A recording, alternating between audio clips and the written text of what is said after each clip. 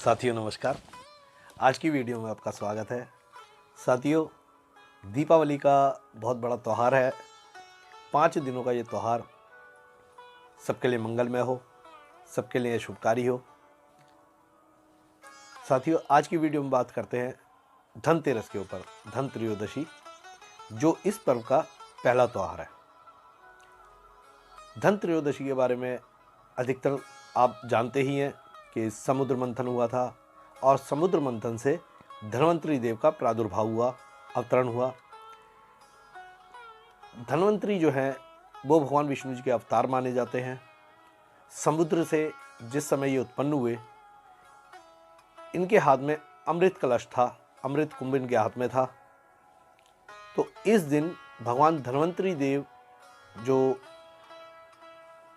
वैद्यों के, डॉक्टर के अधिष्ठाता माने जाते हैं, इस दिन धन्वंतरी देव की पूजा होती है। सभी उनसे आरोग्य के लिए और अमृतत्व को प्राप्त करने के लिए प्रार्थना करते हैं। तो मित्रों, इस दिन आप भी प्रार्थना करें भगवान धन्वंतरी देव से। धन्वंतरी देव की इस दिन पूजा करें। जो डॉक्टर हैं, वैद्य, हकीम, वो इनकी पूजा करते हैं ताकि वो जो दवाई दें उसमें शफा हो, उसमें लाभकारी हो। वो जो दवाई दी जा रही है वो पेशेंट के लिए लाभकारी हो, जल्दी आराम पड़े। साथियों, इस दिन गिलोय, जो गिलोय की जो बेल होती है उसको लाने का बड़ा महत्व है। गिलोय को संस्कृत में अमृता बोलते हैं। गिलोय के अंदर अमृत के तत्व हैं, अमृत के गुण हैं। तो इस दिन लगभग 1 मीटर के आसपास की आप गिलोय की बेल लाएं और उसे अपने घर पर, जो थोड़े आधी बेल के करीब घर का जो मुख्य द्वार है, मेन गेट है, उसके ऊपर लगा दें और थोड़े थोड़े टुकड़े सभी कमरों में, ड्राइंग रूम में रख दें। जो व्यक्ति बीमार रहते हैं, किसी गंभीर बीमारी से जूझ रहे हैं, डायलिसिस पर हैं या कैंसर से पीड़ित हैं और भी इस तरीके की भयंकर बीमारियां हैं, तो वो इस दिन भगवान धन्वंतरी देव से प्रार्थना करके गिलोय का रस आधी चम्मच, 1 चम्मच वो पी लें। लेकिन किसी वैद्य, डॉक्टर के निरीक्षण में ही इस काम को करें। और जो व्यक्ति स्वस्थ हैं वो भगवान से प्रार्थना करें कि कभी भी उनको ऐसी बीमारी ना आए। अमृत तत्व जो है, अमृत के गुण जो हैं उनके शरीर में पैदा हों और वो स्वस्थ रहें। इस दिन से शुरू करके थोड़े दिन अपने स्वास्थ्य के अनुसार आप आधी चम्मच, 1 चम्मच गिलोय के रस का सेवन करें। धन्वंतरी देव की पूजा करने के बाद इस दिन कुबेर जी की भी पूजा करने का विधान है। साथियों, आप सभी जानते हैं इस दिन खरीदारी होती है, शॉपिंग करते हैं लोग बाग, गिफ्ट देने के लिए, घर के लिए कई प्रकार की चीज़ें खरीदते हैं।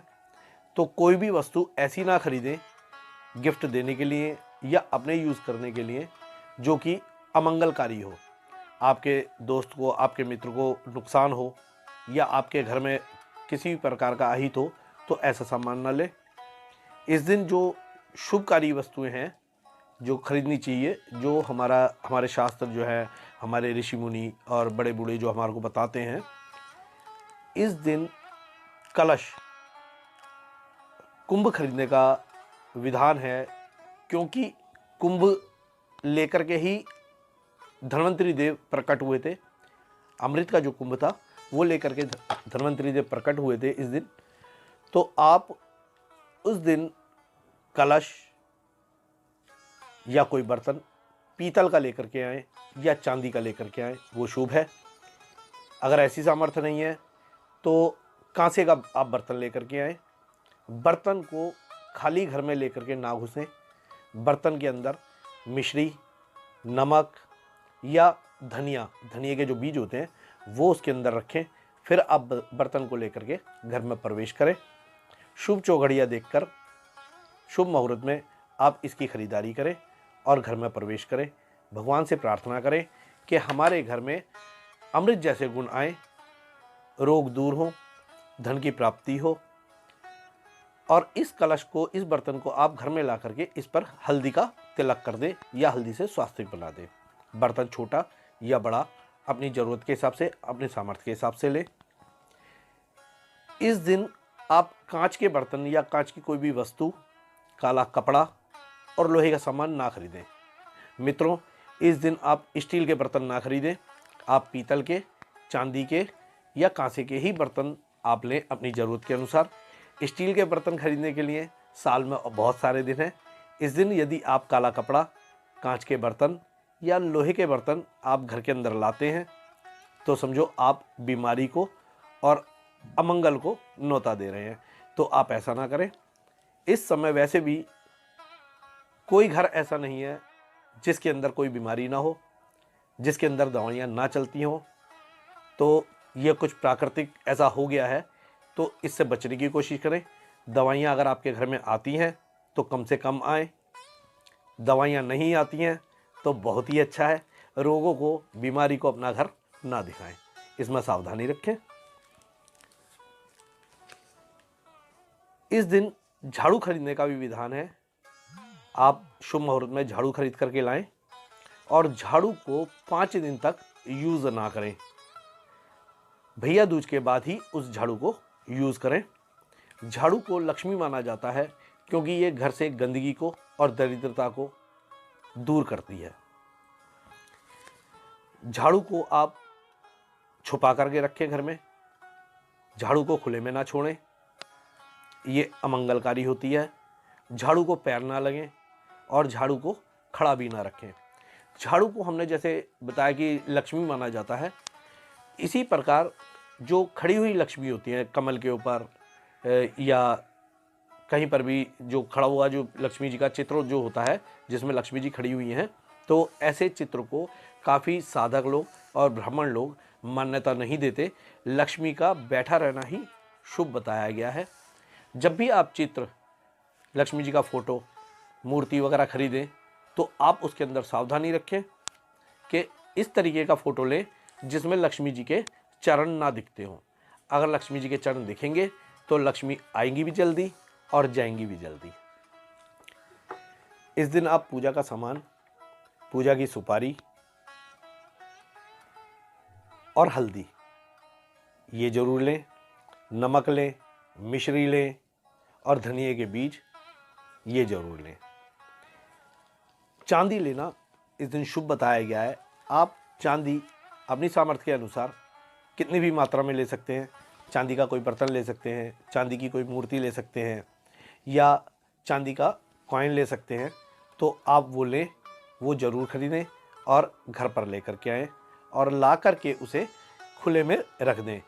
डाइनिंग टेबल पर रख दें या कहीं पर भी जहाँ पर भी आपको सुविधा हो, उसको, सिक्के को, कॉइन को, चांदी को आप खुले में रख दें। घर के बाहर ना रखें। घर के बाहर रखेंगे तो चोरी हो जाएगा, तो ऐसा काम ना करें। साथियों, इस दिन धन्वंतरी देव और कुबेर जी की पूजा का विधान है। धन्वंतरी देव से आप प्रार्थना करें। इस दिन आप एक मीठा पान कुबेर जी को भेंट करें। आपके घर में जो भी कुबेर जी का चित्र है, कुबेर जी की मूर्ति है, कोई आप लेकर के आए हैं या कुबेर यंत्र है, तो आप उसके आगे कुबेर यंत्र पर पूजा करने के बाद, कुबेर जी की पूजा करने के बाद, कुबेर जी को आप चांदी का वर्क लगा मीठा पान ये जरूर भेंट करें और उनसे प्रार्थना करें कि वो आपके लेखे जोखे को, आपके व्यापार को उन्नति प्रदान करें। कुबेर लक्ष्मी जी के अकाउंटेंट है, कोषाध्यक्ष है। कोई भी कितना बड़ा धनपति हो, जब आप उससे कैश मांगते हैं तो वो खुद नहीं देता, वो अपने कोषाध्यक्ष को बोलता है कि इनको इतना पैसा दे दिया जाए। कोई भी राजा है वो अपने कोषाध्यक्ष को बोलेगा कि इनको इतना पैसा दे दिया जाए। इसी प्रकार जब आप कुबेर जी की पूजा नहीं करते हैं तो लक्ष्मी जी आपको धन नहीं देती, क्योंकि धन कुबेर ही देते हैं, लक्ष्मी जी के ऑर्डर से देते हैं। इसलिए कुबेर जी की पूजा अवश्य करें। कुबेर जी के अलावा इस दिन यमदीप का बड़ा ही महत्व है। साथियों, यमदीप हमारे परिवार को अकाल मृत्यु से और दुखों से सुरक्षा देता है, इसलिए इस दिन यम के निमित्त दीप का दान किया जाता है। आप आटे का चौमुखा दीपक बनाएं, उसमें बत्ती लगाएं। साथियों, जो दीपक आप बनाएं उसमें बत्तियों को ऐसे क्रॉस करके ना लगाएं, उसके 4 मुंह ना बनाएं, 4 बत्तियां आप अलग अलग बनाएं और उसको चारों कोनों पर लगा दें। इसमें सरसों का तेल भरें और घर के मेन गेट के बाहर थोड़ी सी चने की दाल रखकर या काला कपड़ा रखकर आप इस दीपक को रखें और ज्योत प्रज्वलित करें। यमदेव का ध्यान करें। महिष पर सवार सूर्य के पुत्र महाबली दंडधारी यम, हम आपसे प्रार्थना करते हैं, आपको प्रणाम करते हैं कि आप हमारे घर को, हमारे परिवार को सभी प्रकार से सुरक्षा प्रदान करें, सभी प्रकार के दुख, रोग और कष्ट दूर करें और अकाल मृत्यु से हमारी सुरक्षा करें। ऐसी यमदेव से आप प्रार्थना करें। ये दीपक आप धन त्रयोदशी की शाम को जलाएंगे। आप ऐसा करें, इससे परिवार की सुरक्षा भी होगी और दुख भी ना हो। ऐसी यमदेव से आप प्रार्थना करें। जब आप दीपक जलाएं तब ओम यम देवताय नमः ऐसा बोलें और यम देवता को प्रणाम करें, उनसे प्रार्थना करें। मित्रों, इस बार थोड़ी कन्फ्यूज़न है कि त्रयोदशी, धनतेरस, छोटी दिवाली, बड़ी दिवाली, इसके टाइमिंग को लेकर के। तो धन त्रयोदशी 12 नवंबर रात को 9:30 बजे से प्रारंभ होगी। सूर्योदय 13 तारीख को शुक्रवार को धन त्रयोदशी में ही होगा। तो इसलिए धन त्रयोदशी की जो मान्यता है वो शुक्रवार की ही रहेगी। तो आप शुक्रवार को धन त्रयोदशी मनाएं और उस दिन सुबह 8:15 बजे के बाद आप अपनी खरीदारी कर सकते हैं। शुभ मुहूर्त, शुभ चौघड़ियों में आप खरीदारी करें। मिलते हैं अगली वीडियो में दिवाली के वास्तु टिप्स के साथ। जब तक के लिए नमस्कार। आपका दिन शुभ हो, मंगलमय हो।